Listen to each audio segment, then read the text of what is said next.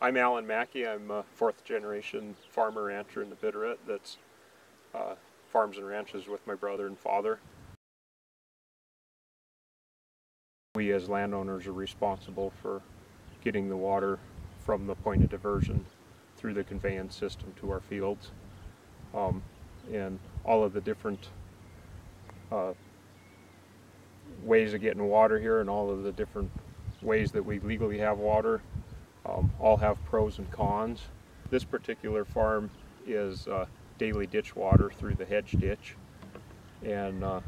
we have some farms that we lease up that direction that have big ditch water, and we also have our family farm has big ditch water and also mostly Willow Creek deeded water, and another farm we lease has Willow Creek deeded water. So as far as getting the water to these farm fields, if it's in a district like the Bitterroot Irrigation District or the daily ditches, they get the water to our farm basically through whatever diversion point they have out of their ditch is the closest to our farm, and allocate the water to us. Whereas if we're using deeded water, we're responsible for all the conveyance, maintenance, and everything directly ourselves, rather than just paying into into them. We have varying water conveyance systems to get the water to our farm fields, and we also have, along with other farmers here, varying mechanisms of spreading the water out on the fields once it gets to the fields. I guess with the original way of getting water here was flood irrigating, and originally when the farms were first settled, the flood irrigating was what they would call wild flood irrigating, for lack of a better term. But you would basically cut a ditch in your field and try to cut it on the contour as much as you can, and then put canvases in the ditch or block the ditch, and spread the water out that way. And that works really good on some fields that have the right grade and they're relatively flat, and then it doesn't work so good on fields that have a lot of contour like this, as you get all the water goes into the valleys of the field and none of it on the top. And so depending on the fields, some of it can be relatively efficient, and others is terribly inefficient for actually getting the water to your crops and getting the right amount to the water to the crops. So a lot of the first ground that went into sprinkler irrigation was your better farm ground that also would pay to put the money into sprinklers, either through the value of the ground or also how hard it might even be to flood irrigate. So whereas the sprinkler irrigations can be more efficient for labor and fertilizer needs and erosion potential on annual cropped ground, they can give up recharging our aquifers, whereas the flood irrigation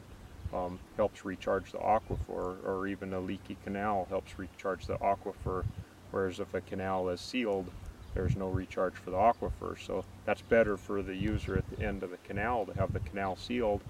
but the guy that has a well getting recharged, it isn't as good for. So there's pros and cons to everything, and probably like anything, somewhere in the middle might end up being the best place to be in the long run. So a good example is flood irrigating, charging aquifers and allowing springs to seep up later in the year, and that cool water can come back up and feed in lower in the valley later in the year, as well as homeowners' wells. And a lot of people don't realize that their wells here wouldn't be if it wasn't for the irrigation canals and the flood irrigation as well. So those are pros to flood irrigation, and cons is it's harder to get the water uniformly distributed across your field, and that's why there's a lot of sprinkler irrigation today. And the sprinkler irrigation certainly has pros of labor and better management of fertilizer and potential higher crop yields, which help pay for that extra cost that's associated with the sprinkler irrigation, because the sprinkler irrigation has both infrastructure cost and oftentimes electrical pumping costs as well if it's not fortunate enough to be on gravity flow.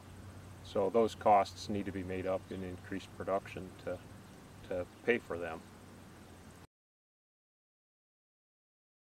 A lot of the different ground that we farm,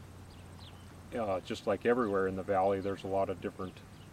soil types, and I don't think a lot of people realize the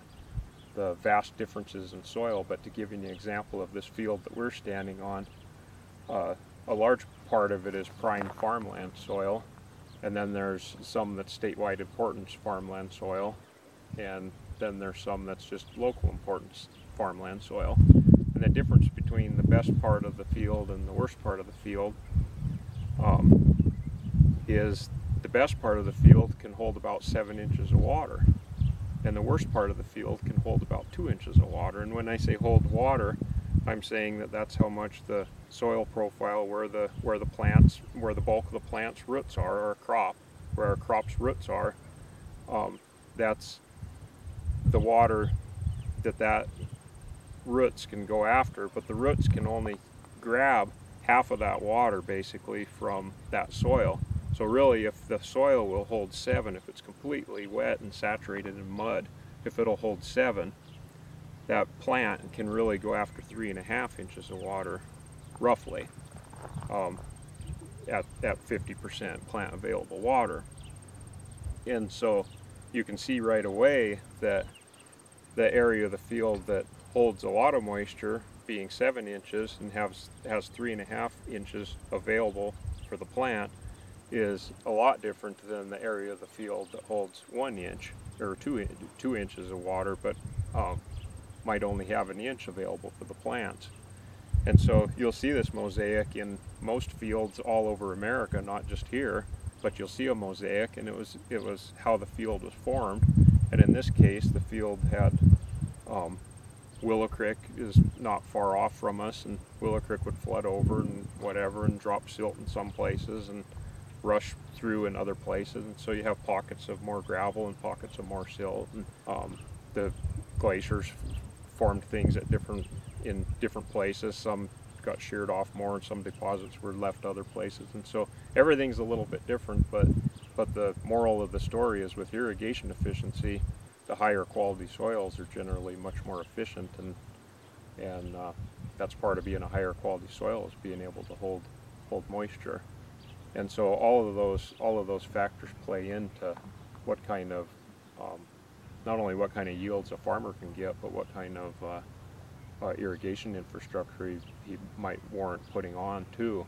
So an example, if you have a field that only holds a couple inches of moisture, it's very hard to get over it flood irrigating and have it hold the moisture. And a sprinkler would be a huge benefit there, where you can put one pass and get it to hold the moisture, and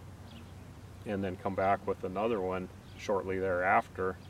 and have the water to do so and use less water. Whereas ground that holds a lot of moisture, you might be able to do a flood irrigation and leave it in there for a while, or even likewise with sprinklers, do a larger application with the sprinkler and turn off the sprinkler longer rather than turning it right back on immediately. So all of the soil has a lot to do with how we irrigate, and so much of the potential in farming is directly related to the soil, through the water as well. But assuming that you can get water to the better soil, it's certainly worth it. And we really need to conserve our best soils when we're looking at farmland in the valley as well, because it's not as efficient to farm on lesser soils. So I guess from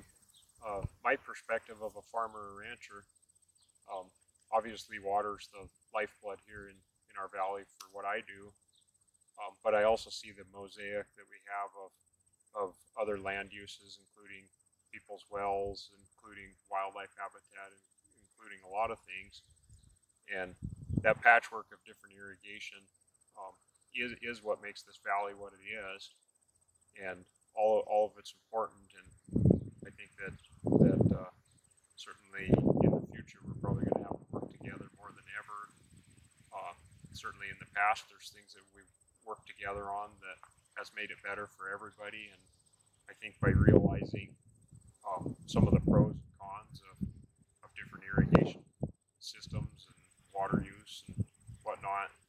there can be benefits to other shareholders, I guess, if you will, community members in our community as well. And so certainly informing ourselves on water goes a long ways to understanding potential ways to make it better for everyone.